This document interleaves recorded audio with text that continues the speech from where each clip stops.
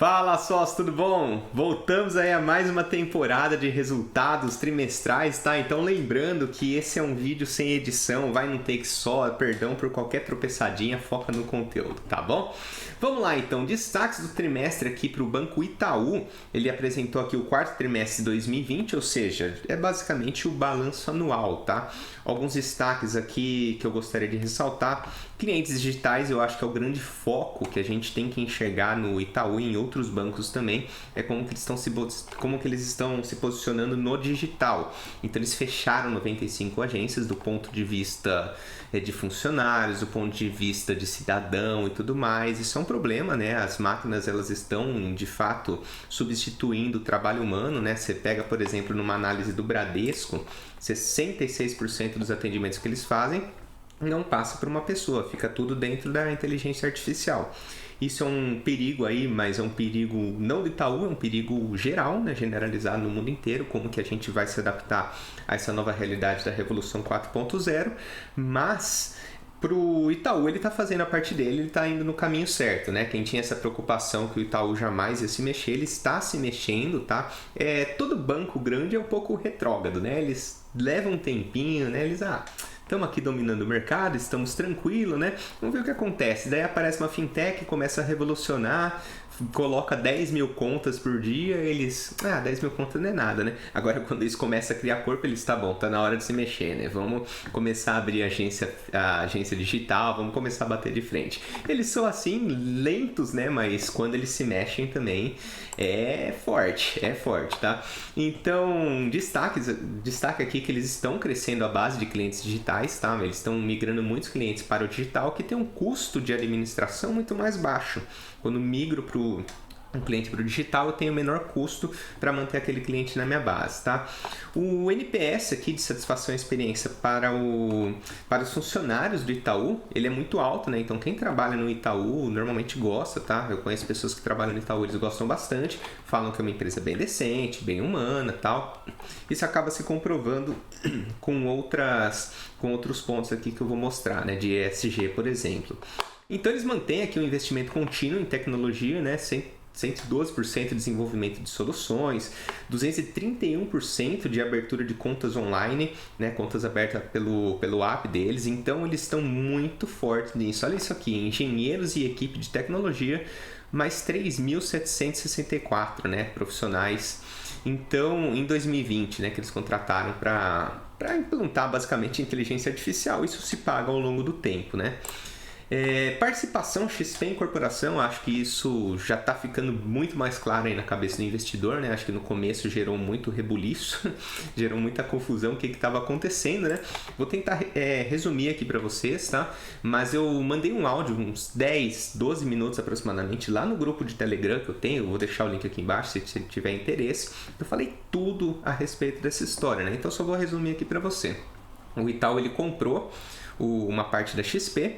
Aí ele comprou lá por 6 bilhões de reais aproximadamente e a XP valorizou demais, abriu capital lá no exterior, né, na Nasdaq. E o valuation da empresa ficou muito elevado. O que ele comprou por 6 bilhões estava valendo coisa de 80, 90 bilhões, né?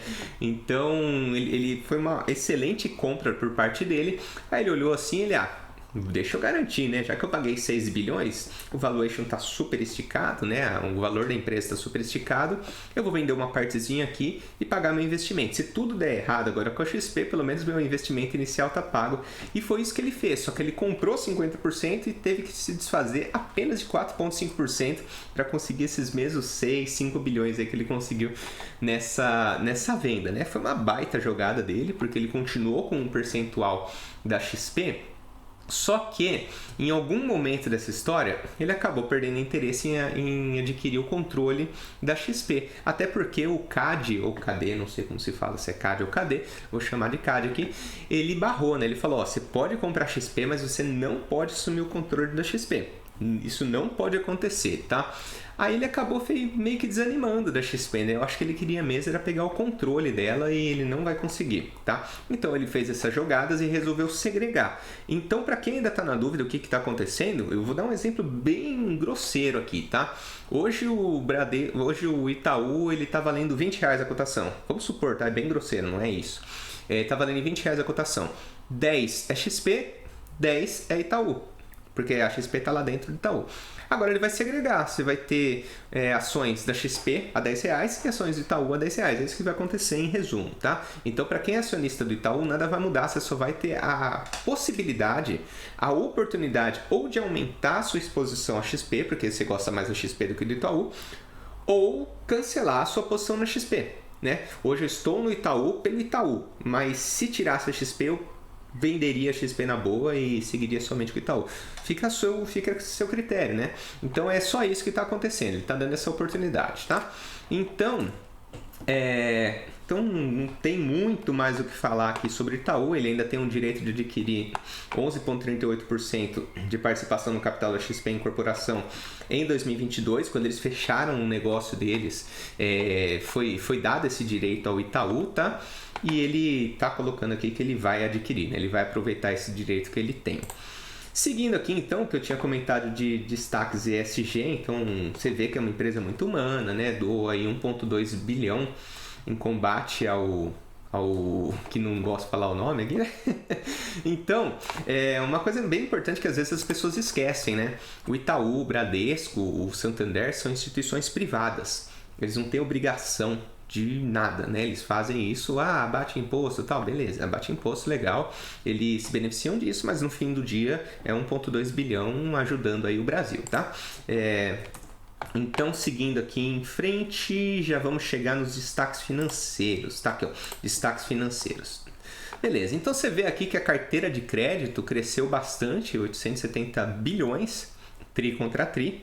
Margem financeira também cresceu 16 bilhões, 3%, tri contra tri. Então, quando você olha aqui esse quadrinho aqui, ó, de resultado recorrente gerencial, você percebe que ao mesmo tempo que ela está retomando, que o Itaú está retomando, ele ainda está muito aquém da normalidade de 2019.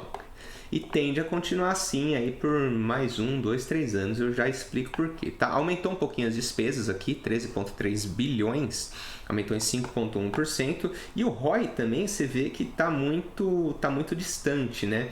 Caiu bastante aqui de 23% para 12% quase, e tá voltando agora a 16%, ou seja, está melhorando o fato, mas está muito longe do que poderia ser, tá? Aqui falando um pouquinho da carteira de crédito pessoa física, tem uma coisinha aqui que eu queria mostrar para vocês. NPL, inadimplência, né? Muita gente me pergunta lá no Instagram, por sinal, fica o convite aí, se você não me segue no Instagram, fica o convite para me seguir, né? Muita gente me pergunta lá por que a inadimplência dos bancos está baixa, se estamos passando por uma situação tão complicada, né? A inadimplência do banco está baixa pelo seguinte, eles adiaram muito as dívidas. Então, você tinha lá uma parcela para pagar para o banco e era março, abril, maio, junho de 2020.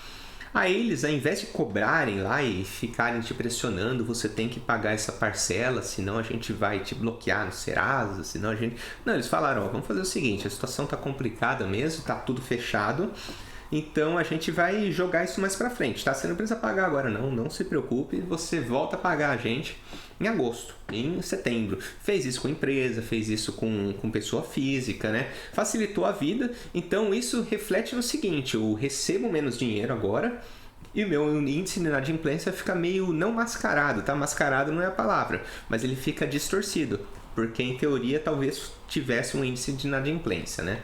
Mas não tem por causa dessa facilidade que eles trouxeram. Margem financeira, aqui ó, isso aqui eu fiz questão de grifar, né? Então, gente, muita gente nova aí no canal, e eu já falei isso para os mais antigos, eu vou repetir, né? Para os mais novos aí. Então é o seguinte, né? Muita gente fala que os bancos, eu vou chamar de banquinhos aqui, tudo que for fintech e bancões, os 5 maiores bancos do Brasil, né? Caixa Econômica, Banco do Brasil, Santander, Itaú e Bradesco. É somente para facilitar e não para desmerecer as fintechs, tá?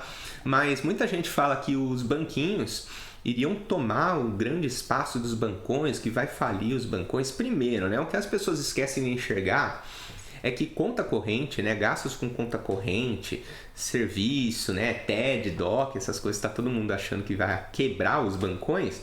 Isso aí é uma fatia muito pequena na receita dos bancões, tá? É muito pequena mesmo. A gente está falando aí de aproximadamente 5%, 6%. Impacta, impacta bastante, né? 5, 6%. Mas quebrar o bancão, não, né? Não é bem assim. É óbvio que vai tomando carteira de cliente, né? Mas assim, o que tem que ficar claro na cabeça do investidor de longo prazo que está hoje investido num bancão, ou que pensa em investir num bancão, é o seguinte: no longo prazo, primeiro, os bancões eles podem virar o jogo, tá? A gente conhece todos os riscos, obviamente, que a tecnologia é mais fácil nos banquinhos, que é o futuro e a geração gosta dessa democratização entre bancos e quer tirar o poder dos bancões. Tudo bem, beleza, esquece isso aí. Agora vamos pensar no lado dos bancões também, tá? Você tem, às vezes, R$1.000 que você quer investir. Beleza, tanto faz se é no banquinho, se é no bancão. Os grandes empresários, eles têm bilhões investidos, milhões. E eles têm muito receio de colocar num banco que não seja extremamente sólido, como são esses 5. Tá? Isso é uma realidade. Você colocaria hoje, seja bem sincero, né? Responda essa pergunta para você, né? Você colocaria... Ou melhor, responde aqui nos comentários, né? Se você tivesse R$10 bilhões, seja bem sincero, você colocaria numa fintech que hoje apresenta prejuízo ou anda em linha de resultado, porque ela está num momento de construção, tá? Isso é normal, ela apresentar prejuízo, mas não tem problema. O fato é, você colocaria 10 bilhões num banco que dá 30 bilhões, 20 bilhões de lucro anualmente, ou num banco que está em construção, né? Numa fintech que está em construção, você não sabe qual vai ser o futuro dela, se vai de fato dar certo, né? Então, seja bem sincero, comenta aqui em qual você investiria. Coloca assim, bancão ou banquinho, tá? Eu já vou saber do que você está falando. Só entenda esse risco, né? Porque... você tem que ter esse discernimento, né? Que existem coisas que a gente toma como verdade absoluta, mas tem muito mais coisa aí que você tem que enxergar para chegar na realidade, né? E muitas delas a gente não consegue enxergar sequer, tá? Só para ter uma ideia. E comprovando isso que eu tô falando, né? Nem o TED Doc acabou impactando, né? Você vê que em 2019 eles tiveram uma receita de 7,5 bilhões, né, de conta corrente. Em 2020, de 7,6, eles aumentaram a receita de conta corrente em 2020. Uma coisa que caiu bastante foram os seguros, a gente já vai passar, tá? Aqui, já vai passar não, já tá aqui, ó. Resultados seguros, né, caiu bastante, caiu 7,3%, muito por conta das pessoas cancelaram o seguro, mudaram seus hábitos, agora assina carro ao invés de ter um carro e pagar seguro, e por aí vai, né? Despesas não recorrentes, então aumentou um pouquinho aqui, né? Aumentou as despesas administrativas e de pessoal. Capital, perspectivas para 2021. Eu não gosto muito dessas perspectivas, tá? Porque são simplesmente análises, né? O Itaú ele é muito bom em analisar, obviamente, né? Ele tem décadas de experiência, mas são análises que cada banco chega em uma, né? A bolsa vai fechar 120 mil pontos, a bolsa vai fechar 50, o outro vai fechar 200, alguém acerta nesse gap gigantesco, né? Não tem como. Mas deixa eu te fazer um convite, né? Deixa eu só te fazer um convite. Eu vou continuar cobrindo aqui as análises trimestrais. Então, para você ter acesso, né? Para você acompanhar essas outras que eu vou fazer também, se inscreve aqui no canal, toca o sininho, que eu vou cobrir todo aí do quarto trimestre, tá? Então, continuando aqui, o guidance básico aqui que eles passaram, então não vou passar muito por isso, né? Eles colocaram aqui crescimento entre 5,5% e 9,5%. Então muita gente pergunta, como que uma empresa super consolidada ela gera valor ao acionista, né? Normalmente as empresas muito consolidadas, elas buscam crescer acima do PIB. Se o PIB ele cresce 4%, elas querem 5,5%, enquanto que empresas em fase de crescimento, elas conseguem crescer 25%, 30% por ano, né? Mas as consolidadas, elas sempre querem pegar um pouquinho a mais do que o PIB, tá? Elas querem crescer um pouquinho acima do país, tá? Esse é o principal objetivo delas. Eles não esperam que vai dobrar em 2 anos um Itaú. Não vai acontecer, né? É uma empresa super sólida e segura. Uma coisa que eu tinha que falar também, que eu acabei esquecendo, é o seguinte, né? Que isso tem que ficar bem claro também na cabeça do investidor. Os bancos, eles sofrem no longo prazo, tá? Eles sofrem no longo prazo. Quem acompanhou os resultados do terceiro trimestre, eu já falei isso para vocês, né? Mas como tem muita gente nova aqui no canal, por sinal, muito obrigado, né? Pela confiança aí, que bom, o canal tá crescendo bastante. Então, os bancos, eles sofrem no longo prazo. Como que acontece, né? Imagina o seguinte, você tem uma padaria. Você não tem lá muito caixa nessa padaria. Aí vem uma pandemia, eles vão lá e falam, ó, vai ter que fechar a padaria. Você fala, meu Deus, eu ainda tenho que pagar aluguel, tenho que pagar sala de funcionário, tenho que fazer um monte de coisa, o governo me ajuda, o governo vai lá e dá uma ajudinha básica e você vai precisar recorrer aos bancos. Você chega no banco e fala, bancão, preciso de um empréstimo, preciso muito de um empréstimo, senão minha padaria vai quebrar. O banco olha assim pra você e fala, cara, seu score tá baixo, né? Tá bom, vou te emprestar. Você vai lá e comprova pra ele que abrindo em agosto você consegue recuperar e pagar isso pro banco. Ele, tá bom, vou te emprestar, então toma aí 1 milhão, né? Beleza, ele criou uma dívida com você. Ele te emprestou 1 milhão, você agora tem uma dívida com o banco, certo? Só que você tá com o dinheiro dele. Em agosto, beleza, abre a padaria. Só que o movimento tá fraco, você não consegue devolver esse 1 milhão, mas você consegue pelo menos sobreviver. Aí vem uma segunda onda, você tem que fechar de novo. Cara, e aí você ainda precisa de mais dinheiro, porque você não conseguiu sequer respirar. Aí você chega pro banco, preciso de mais dinheiro, senão eu vou morrer na praia, senão o comércio já era, né? Aí o banco, nossa senhora, e agora? Será que eu empresto ou não empresto? Se ele não empresta, ferrou, porque você vai quebrar. Se você quebrar, você nunca vai pagar aquele 1 milhão que você pediu de empréstimo na primeira vez. Se ele emprestar, ele está incorrendo mais risco. Aí ele vai lá e te empresta. Ele te empresta mais 1 milhão, 2 milhões. Chegamos aí em 2 milhões. Aí maravilha, né?